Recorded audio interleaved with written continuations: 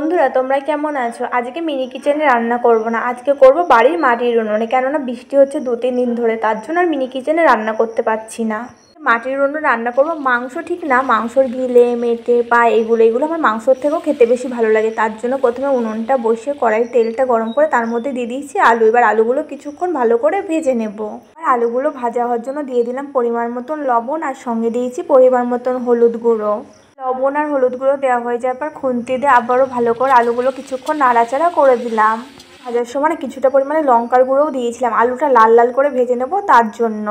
এবার আলুটা কিছুক্ষণ ভালো করে ভাজা হতে দিতে হবে। বন্ধুরা তোমরা যদি এখন আমার চ্যানেলটা সাবস্ক্রাইব না করে থাকো অবশ্যই মনে করে চ্যানেলটা সাবস্ক্রাইব করে দিও। যদি তোমাদের কাছে ভিডিওটা ভালো লাগে তাহলে ভিডিওটা একটা লাইক করে দিও, আর পাশে থাকা বেল আইকনটা অবশ্যই মনে করে প্রেস করে রেখো, যাতে আমার পরবর্তী ভিডিওর নোটিফিকেশন সবার আগে তোমার কাছে পৌঁছায়। এই দিনের ভিডিওটা না একটু অন্ধকার এসছে, বিকালের দিকে রান্না করছিলাম আর বাইরে হচ্ছিল বৃষ্টি, এর জন্য এরকম এসছে ভিডিওটা। এরকম বাইরে বৃষ্টি হবে, বাড়িতে মাংস রান্না করে খেতে হবে, সেই মজা বলো।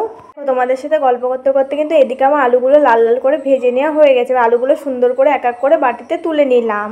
কড়াই থেকে আলুগুলো তুলে নেওয়া হয়ে যাওয়ার পর এবার কড়াইতে দিয়ে দিলাম কিছুটা পরিমাণে জিরে। এবার জিরেগুলো কিছুক্ষণ ভালো করে ভেজে নিতে হবে। এটা ফুটে যাওয়ার পর তার মধ্যে দিয়ে দিলাম কিছুটা পেঁয়াজ কুচি। এবার পেঁয়াজ কুচিটা কিছুক্ষণ ভালো করে ভেজে নিতে হবে।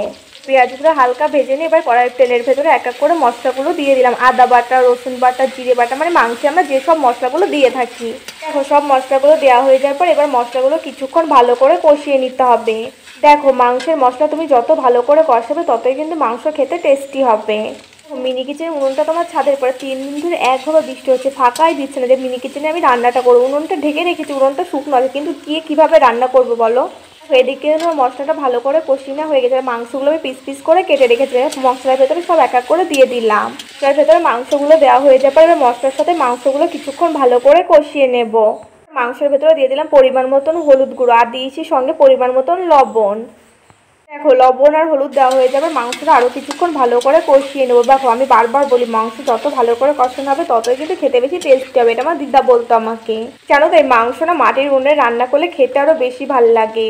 আমাদের কাছে আজকে রান্নাটা কেমন লেগেছে অবশ্যই কমেন্ট করে কিন্তু আমায় জানাতে ভুলবে না। মাংসটা যখন কষাবে তখন শুধু এইটুকু খেয়াল রাখতে হবে মাংসটা যাতে নিচে না লেগে যায়, তাহলে কিন্তু খেতে বেশি ভালো লাগবে না। এখন দেখো মাংসর থেকে কিন্তু তেল ছেড়ে দিয়েছে, তাহলে বুঝতে হবে মাংস কষানো হয়ে গেছে। মাংসর থেকে তেল ছেড়ে দিলে কিন্তু মাংস কষানো হয়ে যায়। এবার মাংসের ভেতরে দিয়ে দিয়েছি পরিমাণ মতন জল। এবার জলটা দেওয়া হয়ে গেছে, এবার কিছুক্ষণ মাংসটা হতে দেবো। কিছুক্ষণ পর দেখো মাংসটা ফুটতে শুরু করেছে, তখন আমি ভেজে রাখা আলুগুলো মাংসের ভেতরে দিয়ে দিলাম। মাংসের ভেতরে আলু দেওয়া হয়ে যাবে, আবার খুন্তিতে একটু ভালো করে নাড়াচাড়া করে দিলাম। এখন মাংসটা আরও কিছুক্ষণ ভালো করে রান্না করে নিতে হবে।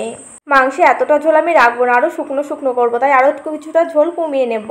কিছুক্ষণ পর দেখো মাংস থেকে কিন্তু ঝোল অনেকটা কমে গেছে, তাই মাংসের ভেতর দিয়ে দিলাম কিছুটা পরিমাণে ধনেপাতা দিয়ে মাংসটা আরও কিছুক্ষণ ভালো করে রান্না করে নেব। এই বৃষ্টি বৃষ্টি ওয়েদারে কিন্তু আরও একটা জিনিস খেতে খুব ভালো লাগে, গোবিন্দভোগের খিচুড়ি আর বেগুন ভাজা, সেই টেস্ট খেতে। কিছুক্ষণ পর দেখো মাংসের উপর দিয়ে দিয়ে দিলাম পরিমাণ মতন কিছুটা গরম মশলা গুঁড়ো। এখন কিন্তু মাংসটা আমি নামিয়ে নেবো। এখন মাংস রান্না আমার পুরো কমপ্লিট। এখন দেখো মাংসের কালারটা এসে কত সুন্দর। তোমরা কে কে খেতে চাও চলে আসো আমাদের বাড়িতে।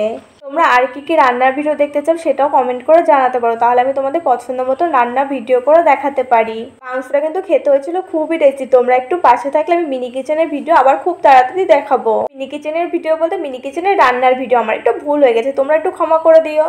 মাংসটা দেখে কার কার খেতে ইচ্ছে করছে অবশ্যই কমেন্ট করে কিন্তু জানিও। আজকে তোমাদের সাথে অনেক গল্প করলাম, দেখা হচ্ছে পরের ভিডিওটা যদি ভালো লাগে লাইক কমেন্ট সাবস্ক্রাইব শেয়ার করতে একদম ভুলবে না কিন্তু তোমরা।